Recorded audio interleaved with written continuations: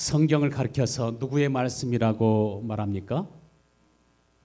하나님의 말씀. 하나님의 말씀은 하나님의 말씀인데 살아계신 하나님의 말씀.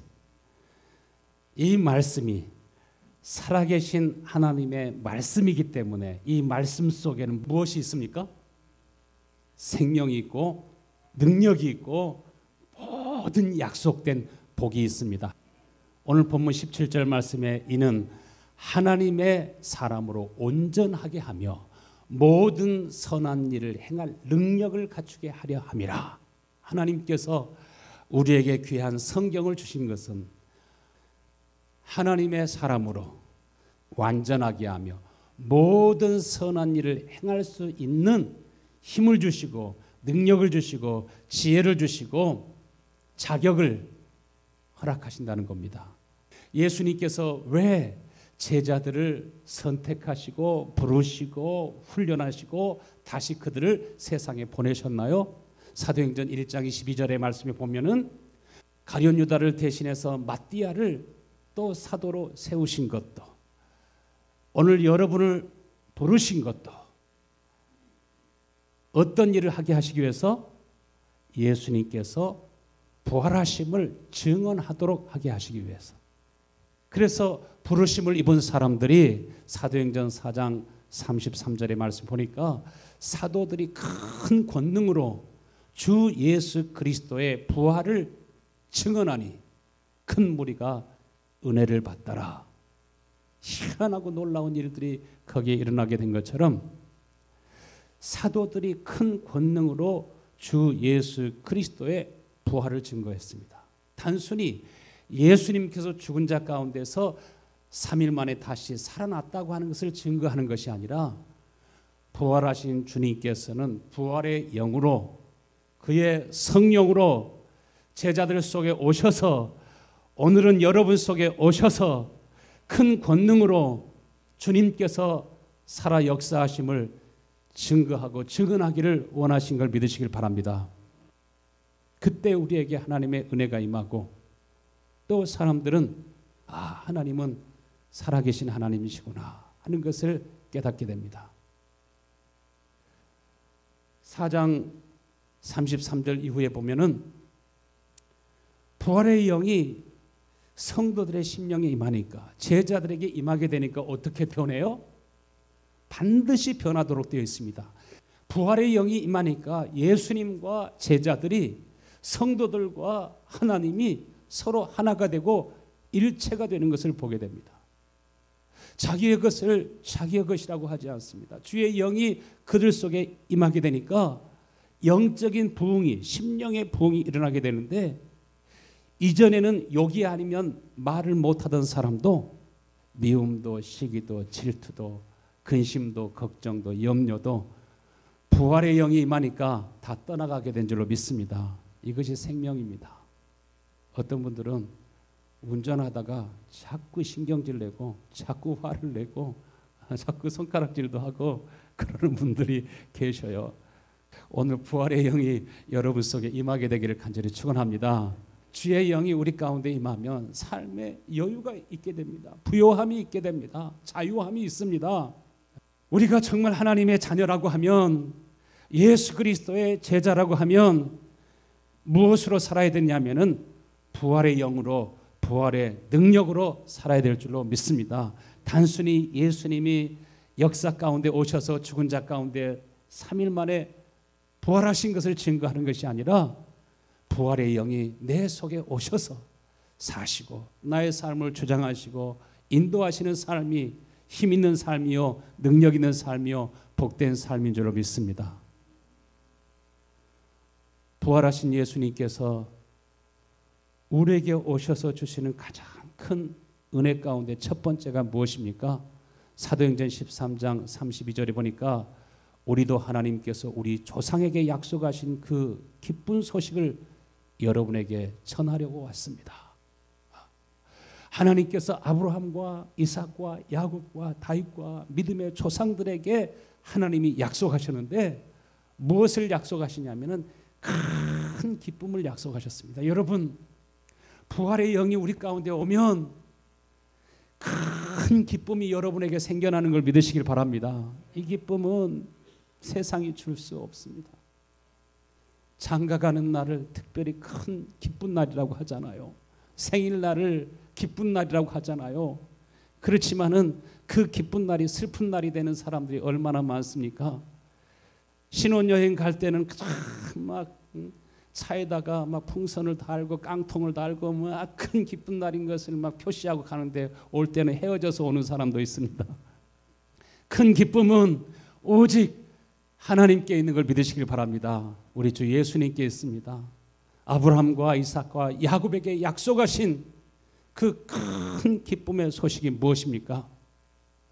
33절에 하나님께서 예수를 다시 살리셔서 자녀된 우리에게 그 약속을 이루어 주셨기 때문입니다.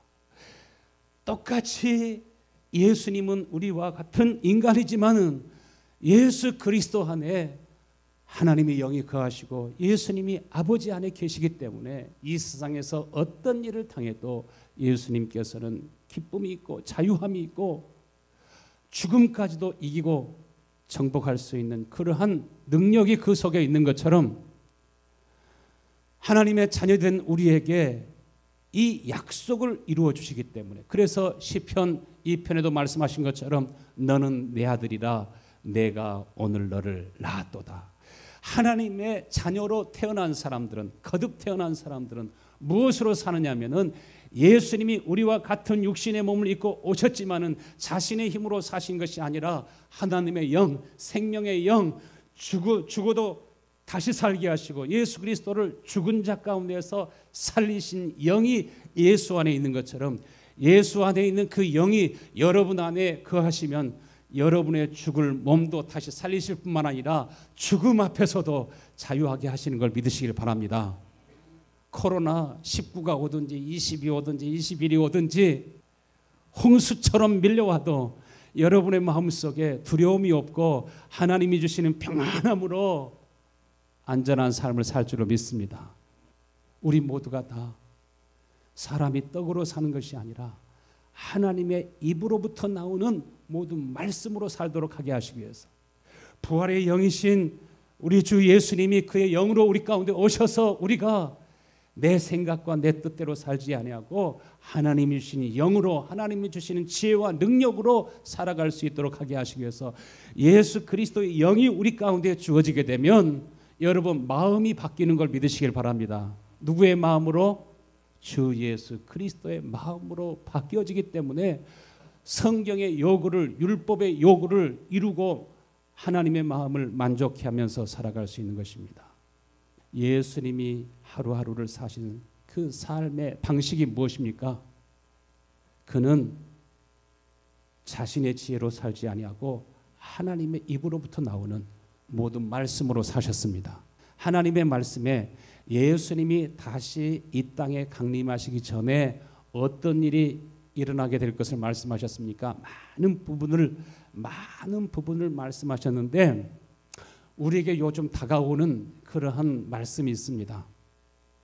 누가복음 21장 11절 말씀 보니까 곳곳에 무엇이 있겠고 큰 지진과 기근이 있으리라. 여러분 제가 예언할 수 있습니다. 앞으로 기근이 옵니다. 앞으로 식량값이 폭등하게 되고 중국 사람들이 한양마트에 와가지고 하늘에 와가지고 쌀들을 다 사가 버리니까 덩달아서 한국 사람도 뒤따라가가지고서 그냥 쌀을 사려고 하니까 없어. 미국 사람들이 한국 사람 뒤따라가가지고 또 그냥 살라고 했더니 없어. 중국 사람들이 한국 사람보다 더 빠른 것 같아요. 우리 한국 사람들 가가지고 못 사가지고 오신 분들이 미국 사람들은 나중에 기근이 오면은 막 굶어 죽는 사람들이 많을 것 같아요. 사재기 해놓은 사람들 혼자 먹지 마시고 나누어 드실 수 있게 되길 바랍니다. 할렐루야. 우리 죽어도 같이 죽읍시다. 요셉의 시대에 과거에 없었던 큰 흉년이 있었던 것처럼 여러분 창세 이후로 없었던 흉년이 성경에는 분명히 예언되고 있지 않습니까? 이러한 기근과 흉년뿐만 아니라 무엇이 있을 거라고요? 전염병이 있겠고 무서운 일들과 하늘로부터 큰 징조가 있으리라. 과학기술의 힘으로도 어떻게 방어할 수 없는 그러한 큰 무서운 전염병이 사람들을 내리치고 도시를 내리치고 나라를 완전히 붕괴시켜 버릴 수 있는 그런 엄청난 큰 그러한 전염병도 올 수 있다는 것입니다. 그런데 여러분, 성경 말씀 보면은 이러한 재앙이 올 때 성도들이 근심 걱정 염려할 것이 없는 것은 쉽게 용화 보면은 하나님의 재앙이 하나님의 심판이 그 애굽을 이렇게 덮고 있을 때 저 멀리서부터 죽음의 그림자가 점점 가까이 오고 있는데 중국을 넘어서 대한민국을 넘어가지고 지금 일본을 또 넘어가지고 지금 태평양을 지금 넘어오고 있어요. 막 비행기 타고 요즘은 넘어오기 때문에 얼마나 빨리 넘어올 수 있는지 몰라요. 그래도 하나님의 백성들, 이스라엘 백성들에게 피할 수 있는 길을 주시고 문설주에다가 양의 피를 믿음으로 바르는 그 가정에 하나님의 평강이 임한 것처럼 하나님의 은혜와 평강이 여러분에게 오늘 임할 것을 믿으시기를 축원합니다. 하나님의 말씀은 살아있어요. 생명이 있어요. 능력이 있어요. 그렇기 때문에 위경이 전염병이 몰려오고 있을 때에도 어떻게 우리가 이길 수 있을까요?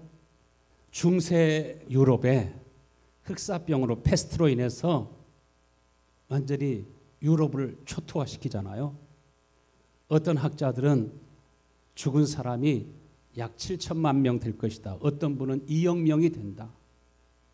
중국 보니까 아니 다 사람이 죽지도 않았는데 산 사람을 화로 속에서 넣어가지고 완전히 태워버리는 그러한 영상이 있더라고요. 참 지독하죠. 아직 숨이 넘어가지도 않았는데 어떻게 살아있는 사람을 그렇게 태울 수 있을까? 그러니까 발표된 그러한 사망자 수보다 실제로 사망자들이 많은 것처럼 중세 이렇게 전염병이 돌 때도 그랬습니다. 이 흑사병으로 죽은 이 환자와 환자를 치료하는 의사가 같은 무덤에 장사되었습니다. 이제 아버지가 돌아가심으로 할아버지가 돌아가심으로 아버지는 자신의 모든 유산을 상속해주고 기업을 물려주는데 그런데 유언하는 아버지와 상속자가 같이 감염돼 가지고 같은 무덤에 들어갑니다. 전염병으로 인해서 죽은 사람과 그 죽은 사람을 매장하는 그러한 일꾼들이 종들이 같이 그 구덩이에 들어가서 장사됩니다. 그래서 유럽 인구의 3분의 1이 죽었다라고 이렇게 말하지 않습니까? 그런데 어떻게 치료되었습니까? 어디에서 면역 물질을 발견하게 되었습니까? 어떤 의사 선생님이 어느 마을을 방문하게 되었는데 그 마을 사람들은 한 사람도 안 죽고 멀쩡한 거예요. 이것을 이상히 여겨서 조사를 해봤는데 그 사람들은 어떤 일을 하는 사람들이었냐면은 낙농업을 하는 그런 사람들이었습니다. 보니까 이미 흑사병을 이길 수 있는 면역 항체가 생긴 것입니다. 어떻게 항체가 생겼냐면은 소라든지 양이라든지 아니면 염소 우유를 짜고 우유를 먹고 그것을 또 발효시켜 가지고 치즈, 야쿠르트로 이렇게 발효식품으로 만들어 먹은 사람들이 벌써 그 항체가 생겨나게 된 겁니다. 우리 한국 사람들은 분명히 덜 죽을 거라고 생각해요. 왜냐하면은 된장국을 좋아하고 김치를 좋아하고 하게 되니까 죽는 사람은 그렇게 많지 않을 것입니다. 특별히 뉴욕 선한 목자교에 오셔가지고 새벽 기도를 하시는 분들은 토요일이면은 80가지 미생물로 발효시킨 주스를 드리기 때문에 그 주스를 마시는 분들은 코로나19를 능히 이겨낼 수 있는 항체가 생길 것이기 때문에 여러분은 온지도 모르고 다 치유될 줄로 믿습니다. 여러분 100조 이상의 미생물들이 우리 몸속에 살고 있다고 하지 않습니까? 인간은 수천 년 동안 바이러스와 싸워서 이기고 승리해서 오늘 여러분이 있게 된 줄로 믿습니다. 사스나 메르스나 코로나 바이러스는요, 우리 몸에 들어오면은 우리 몸에 들어오는 나쁜 미생물에게 기생해가지고 거기에서 생육하고 번성하는 거예요. 자본주의에 불만을 느끼고 있는 사람들은 공산주의나 사회주의 사상이 자본주의보다 훨씬 더 못하고 정말 악마적인 그러한 사상임에도 불구하고 거기에 감염되어 가지고서 간첩이 되기도 하고 자본주의를 공격하는 그러한 사람이 되기도 하는 것처럼 말이죠. 우리 몸에 있는 나쁜 미생물들을 다 없애버리면 자동적으로 병을 이기고 건강하게 되는 걸 믿으시길 바랍니다. 그런데 우리가 근심하고 걱정하고 염려하고 미워하고 시기하고 질투하고 마음속에 혈기가 있으면은 좋은 미생물들이 좋아할까요? 나쁜 미생물들이 좋아할까요? 나쁜 미생물들이 생육하고 번성하겠죠. 잠언서 17장 22절에 마음의 즐거움은 양약이라도 심령의 근심은 뼈를 마르게 하느니라. 마음에 근심이 있으면 뼈를 마르게 한대요. 뼈가 마르게 되면 어떻게 될까요? 골수가 윤택하지 않죠. 마음이 즐거운 사람은 양약이라고요. 그 사람의 골수가 어떻게 될까? 그 마음이 즐거운 사람은 골수가 윤택해져요. 그 골수가 꽉 채워져 있어가지고 그 골수에서 어떤 피를 만들어내요? 깨끗한 피, 좋은 피가 샘솟듯이 솟아나게 되니까 이사야서 58장 11절에 여호와가 너를 항상 인도하여, 어떤 사람을 항상 인도하신다고 하셨어요? 이사야서 58장에 보면은 하나님을 경외하고 하나님을 사랑하고 하나님 앞에 예배드리기를 기뻐하고 주님을 의지하는 사람들에게 여호와가 너를 항상 인도하여 메마른 곳에서도 내 영혼을 만족하게 하며 내 뼈를 견고하게 하리니. 내 뼈가 견고하게 되니까 골수가 가득 차 있으니까 거기에서 물된 동산처럼 물이 넘치는 샘처럼 무엇이 솟아나요? 좋은 피가 솟아나게 되고, 피 검사를 해보면은 비전문가도 이 사람이 건강한지 병들었는지를 금방 알 수 있어요. 여러분, 생명은 어디에 있다고 그랬어요? 육신의 생명은 피에 있다고 했어요. 여러분, 여러분의 피가 깨끗해지고 건강해질 수 있게 되길 축원합니다. 뼈를 견고하게 하니까 거기에서 면역 세포들이 튼튼해지게 되고 어떤 질병이 와도 다 이겨낼 수 있습니다. 그런데 이 하나님의 말씀은 이러한 모든 것은 우리를 조금 유익하게 하지만 지금부터 말씀드리려고 하는 것은 큰 유익이, 큰 기쁨이 이 말씀을 통해서 여러분에게 주어지는 걸 믿으시길 바랍니다. 모든 사탄의 역사, 모든 악령의 역사, 이 모든 어둠의 일들을 어떻게 이기고 승리할 수 있습니까? 요한일서 4장 18절 말씀에 사랑 안에 두려움이 없고 온전한 사랑이 두려움을 내어 쫓나니 두려움에는 형벌이 있음이라. 두려워하는 자는 사랑 안에서 온전히 이루지 못하였느니라. 사랑 안에 무엇이 없고 두려움이 없고 온전한 사랑은 두려움을 내어 쫓나니. 여러분이 사시면서 가장 기쁘고 행복한 때가 언제예요? 언제 여러분 마음에 기쁜 마음이 생겨요? 언제 행복한 마음이 생겨요? 사랑을 받을 때. 남편으로부터 사랑을 많이 받았나 봐요. 사랑을 받을 때 행복합니다. 인간을 하나님이 지으실 때부터 누구나 다 사랑받으면서 살도록 하나님이 창조하셨습니다. 그런데 남편을 보면, 아내를 보면 그 사랑이 완전한 것 같습니까? 완전하지 않은 것 같습니까? 완전하지 않으니까 신경질 나는 일들이 있고 화나는 일들이 있고 다툴 일들이 생기는 거 아니겠습니까? 사람의 사랑을 받아가지고는요, 아무리 남편이 나를 사랑하고 부모가 나를 사랑해도 그 사랑은 완전한 사랑이 아닌 걸 믿으시길 바랍니다. 여기에 말씀하는 사랑 안에 두려움이 없다고 하는 것은 완전한 사랑을 말하는 것입니다. 완전한 사랑은 누구 안에 있어요? 예수 그리스도 안에 있습니다. 아버지 하나님의 사랑 안에 있습니다. 여러분 모두가 다 하나님의 은혜와 사랑을 입을 수 있게 되기를 축원합니다. 사랑을 받으면 마음속에 상처가 치유돼요. 그래서 온전한 사랑은 두려움을 내어 쫓나니 두려움에는 형벌이 있습니다. 두려워하는 자는 사랑 안에서 온전히 이루지 못하였느니라. 사랑을 받아야 치유되고 구원에 이르게 되고 온전해지게 되게 되고 치유되고 회복됩니다. 오늘 하나님의 말씀에 어떻게 우리가 좋은 일꾼이 되고 좋은 예수님의 제자가 되고 정말 하나님이 기뻐하시는 자녀가 될 수 있습니까? 디모데전서 4장 6절에 내가 이것으로 형제를 깨우치면 예수 그리스도 예수의 좋은 일꾼이 되어 믿음의 말씀과 내가 따르는 좋은 교훈으로 양육을 받으리라. 오늘 이 말씀을 잘 깨우치면, 여러분 사람들이 깨우친 것 같아도 못 깨우치고 그냥 살아가는 사람들이 너무 많아요. 우리가 이 말씀을 잘 깨우치게 되면은 너는 예수 그리스도의 좋은 일꾼이 되게 될 것이다. 사람은 처음부터 무엇으로 살도록 되어 있었냐면은 하나님의 입으로부터 나오는 말씀으로 살고, 하나님께서 인간을 지으시고 후 하고 하나님이 생기를 불어넣으신 것처럼 하나님의 영을 가지고 살고 하나님이 주신 은혜로 살고 하나님이 주시는 마음을 가지고 살아갈 수 있도록 이렇게 창조하셨습니다. 믿음의 말씀이 뭐라고 했어요? 믿음의 말씀이라고 하는 것은, 믿음으로 말미암는 의라고 하는 것은 무엇을 가리켜 말합니까?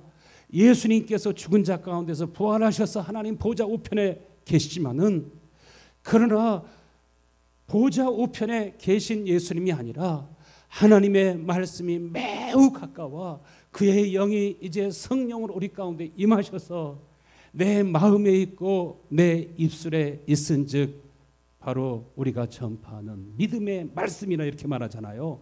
믿음의 말씀이라고 하는 것은 이 성경이 하나님의 말씀이지만은 어디 속에 살아있는 말씀?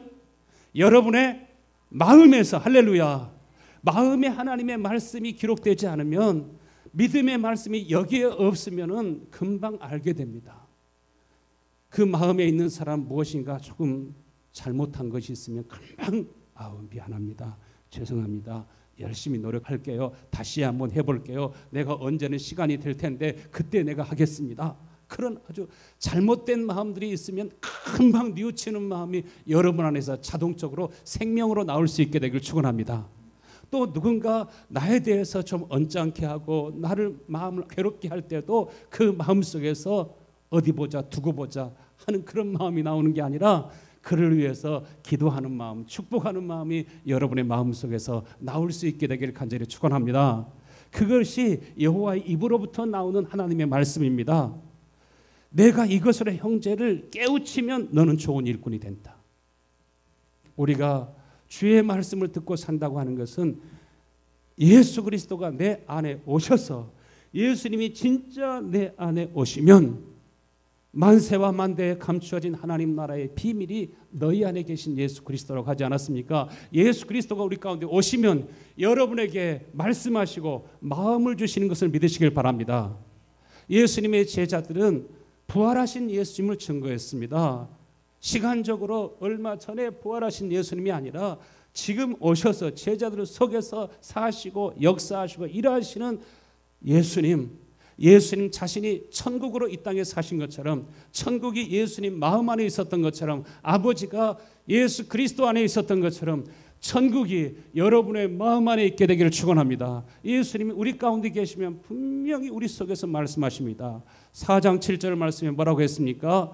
망령되고 허탄한 신화를 버리고, 망령되고 허탄한 이야기들, 1편 끝나면 2편 보고 3편 끝나면 4편 보고 아무리 드라마를 보고 또 보아도 거기에는 허탄한 이야기들로 가득한 걸 믿으시길 바랍니다. 그건 진리가 아닙니다. 순간적으로는 재미는 있을지 몰라도 여러분의 골수가 윤택하게 되지는 않습니다. 오히려 골수가 다 빠져버립니다. 여러분이 빠져나간 줄도 모르고 여러분의 정신과 여러분의 영혼에 어둠이 둘러덮게 되어 있습니다. 그런 사람은 여러분 코로나 바이러스가 올 때 누구부터 찾아갈까요? 허탄한 이야기에 사로잡혀 있는 사람에게는 빨리 찾아가지만은 하나님의 말씀에 붙잡혀 있는 사람은 강하고 능히 이기고 승리할 줄로 믿습니다. 망령되고 허탄한 신화를 버리고 어디에 이르도록? 경건에 이르도록 내 자신을 연단하라. 할렐루야. 육체의 연단은 약간 유익이 있으나 경건은 범사에 유익하니 금생과 내생의 약속이 있느니라. 육체의 연단은 우리가 이 몸이 건강한 삶을 살기 위해서도 특별히 이렇게 바이러스가 창궐하고 있을 때 일찍 일어나고 또 물을 마시고 충분히 잠을 자고 햇볕에서 운동을 하고 저 자연에 나가서도 좋은 공기를 마시면 면역력이 높아지게 되고 그것은 우리 몸을 유익하게 하는데 어느 정도 유익하게 한다고요? 육체의 연단은 많이 유익하대요? 조금 유익하대요? 조금 유익한 거예요. 너무 거기다가 많은 시간을 투자하지 마세요. 그러나 경건은 어떻게 해요? 범사에 유익하니. 할렐루야. 9절부터 10절 같이 읽어요. 시작. 미쁘다 이 말이여 모든 사람이 받을 만하도다. 이를 위하여 우리가 수고하고 힘쓰는 것은 우리의 소망을 살아계신 하나님께 두미니 곧 모든 사람 특히 믿는 자들의 구주시라. 우리의 모든 소망을 어디에 두어요? 죽은 자 가운데서 다시 살아나신 예수 그리스도에게 두는 것입니다. 경건이 무엇입니까? 우리가 진리의 법으로 진리의 힘으로 부활하셔서 그의 영으로 우리 가운데 오셔서 사시는 경건이라고 하는 것은 부활하신 주님이 우리 속에 오셔서 내가 주님 안에 살 때, 주님이 내 안에 살 때 진리의 힘이 하나님의 생명력이 여러분 속에 용솟음치게 되는 걸 믿으시길 바랍니다. 예수님이 아버지로 인하여 사는 것처럼 하나님이 간절히 원하시는 것은 여러분 모두가 다 예수 그리스도로 인하여 살기를 간절히 원하십니다. 할렐루야. 이를 위해서 우리가 수고하고 힘쓴다. 우리의 모든 소망을 살아계신 하나님께 두미니 여러분의 모든 소망을 살아계신 하나님께 둘 수 있게 되기를 축원합니다. 살아계신 하나님께 소망을 두면 살아계신 하나님이 여러분 속에 오시는 것입니다. 이번 주간에도 날씨가 차다고 그냥 집에만 있지 마시고 새벽에는 문을 활짝 열고 차가 데려다 주잖아요. 걸어서 오시는 것도 아니잖아요. 그렇죠? 여러분 부지런히 하나님 앞에 와가지고 여러분 하나님 앞에 예배드리는 기쁨, 기도하는 기쁨이 있게 되기를 간절히 축원합니다. 사도행전 14장에 보면은 바울과 바나바가 이고니온에서 부활하신 주님이 주시는 그 권능과 은혜를 힘입어서 담대히 하나님의 말씀을 전합니다. 하나님의 말씀을 전할 때 어떤 역사가 일어나게 됩니까? 부활하신 주님이 어디 계셔요? 같이 읽어요. 시작. 두 사도가 오래 있어 주를 힘입어 담대히 말한. 지금 누구를 힘입어 말씀을 전하고 있습니까? 주를 힘입어. 예수님이 어디에 계셔요? 바울과 바나바 속에, 실라 속에, 그 속에 계셔서 지금 바울이 말하고 있는 것이 아니라 바울 속에서 주님이 말하고 있습니다. 여러분 주님이 말씀하고 있을 때 온갖 좋은 마음이, 아름다운 마음이, 부드러운 마음이, 불쌍히 여기는 마음이 계속적으로 나오는 걸 믿으시길 바랍니다. 예수님이 우리 속에 계시면 오늘도 말씀하시고 오늘도 역사하시고 일하시는 줄로 믿습니다. 루스드라에서 한 번도 걸어보지 못한 사람이 있었는데 그에게 구원받을 만한 믿음이 있는 것을 알고 내 발로 일어서라 하니까 어떻게 했어요? 안진뱅이가 걷고 뛰잖아요. 누가 말씀하셨어요? 바울의 능력으로 했나요? 바나바의 능력으로 했나요? 아니에요. 주님이 친히 그 속에 역사하셔서 주께서 그들의 손으로 표적과 기사를 행하게 하여 주사 자기 은혜의 말씀을 증언하시니. 누가 증언하셔요? 예수님이 속에서 역사하신 것을 봅니다. 조금만 마음이 상해도, 조금만 체면이 구겨져도, 조금만 고통이 있을 때도 여러분 벌에 쏘여 보셨나요? 쏘여 볼 때 얼마나 따끔하고 아프고 막 붓고 가렵고 합니까? 그런데 벌에 쏘일 때도 아프지만은 모기에 쏘이고 거미에 쏘이고 진드기에 쏘이고 쇠파리에 쏘이고 하면은 정말 가렵습니다. 그런데 우리가 어려움을 당할 때, 고난을 당할 때, 아주 아픈 일이 있을 때 마음이 찢어진다고 하잖아요. 이 마음이 찢어진 그 아픔이 있을 때, 이 마음이 찢어지고 있을 때 이것이 큰 복이 되기도 하고 저주가 되기도 합니다. 성도 여러분, 마음이 찢어지는 것 같은 그런 아픔과 고통이 있을 때 여러분에게 이것이 복이 될 수 있게 되기를 간절히 축원합니다. 어떤 사람이 마음이 찢어질 때 어떤 사람은 악이 들어가는 사람이 있어요. 어디 두고 보자. 어디 보자. 하고서 마음속에 미움과 분노와 원한을 품는 사람은 그때 더욱더 강팍해지고 더욱더 굳어지는 것은 어둠의 영이 악한 영이 들어가기 때문에 그렇습니다. 저는 7시간 동안 울어본 일들이 있습니다. 너무 속상해서 너무 마음이 아파서 어떻게 인간이 그렇게 할 수 있을까? 어떻게 저렇게도 모함할 수 있을까? 처음에는 화가 나서 분이 나서 원통해서 울기 시작했지만은 울면서 마음이 찢어지는 아픔을 느낄 때 그때 우리는 어떻게 해야 되는가? 그때 누구를 바라봐야 돼요? 살아계신 하나님께 소망을 두고 그것이 기도할 때 그 다음에 성령의 말할 수 없는 탄식을 느끼게 됩니다. 너만 우는 것이 아니라 나도 지금 마음이 아파서 운다. 할렐루야. 성령과 연합하여 하나가 되게 되고 성령이 나와 하나가 될 때 여러분 성령의 위로가 우리 가운데 있게 됩니다. 신명기 8장 3절에 하나님께서 이스라엘 백성들을 강대국 아수르에게 맡기고 유다 나라를 바벨론에게 맡기기도 하죠. 그래서 나라가 멸망할 때 여러분 나라가 멸망하게 될 때 말로 다 표현할 수 없는 고통과 괴로운 일들이 거기 다 있게 되지 않습니까? 우리나라 역사 가운데도 얼마나 많습니까? 하나님께서 그러나 그렇게 이스라엘 백성들에게 하나님의 백성들이 마음이 찢어지는 아픔과 고통을 경험하게 하시는 것은 사람을 낮추셔서 인간을 낮추셔서 여러분이 날마다 낮아지는 은혜가 있게 되기를 축원합니다. 줄이고 목마른 마음을 주셔가지고 사람이 떡으로 사는 것이 아니라 누구로부터 나오는 말씀으로 살기 때문에 여호와의 입으로부터 나오는 말씀이 나를 정말 살리는 것이기 때문에 그 고난 속에서 부르짖고 기도하다가 거기에서 영광의 영, 부활의 영, 하나님의 영이 저들 가운데 임하게 된 줄로 믿습니다. 그러므로 저희 영혼이 소성함을 얻게 되고 그 속에서 샘물 같은 주의 은혜가 솟아나게 되지 않습니까? 그래서 로마서 8장 4절부터 7절에 보면은 육신을 따르지 아니하고 그 영을 따라 행하는 우리에게 무엇이 이루어지도록 율법의 요구가 하나님의 말씀이 이전에는 계명으로 율법으로 주어졌지만은 부활의 영이 우리 가운데 임하시니까 하나님의 말씀의 요구가 우리에게 자연스럽게 이루어져서 육신을 따르는 자는 육신의 일을 영을 따르는 자는 영의 일을 생각하나니 육신의 생각은 뭐요? 사망이요 영의 생각은 생명과 평화라. 그래서 우리가 살아계신 하나님께 소망을 두고 부활하셔서 우리 가운데 오셔서 나와 하나가 되시고 내 속에 사시고 여러분의 인생을 이끌어가기를 원하시는 주님과 함께 살게 되면 8장 16절에 성령이 친히 우리 영과 더불어 우리가 하나님의 자녀인 것을 증거하시나니 할렐루야. 성령이 우리 가운데 오셔서 증거해 주실 때 우리는 무엇을 알게 되면 내가 하나님의 자녀가 되었구나. 나는 하나님의 사람이 되었구나. 하나님이 나와 함께 하시는구나. 하나님이 나를 이곳으로 보내셨구나.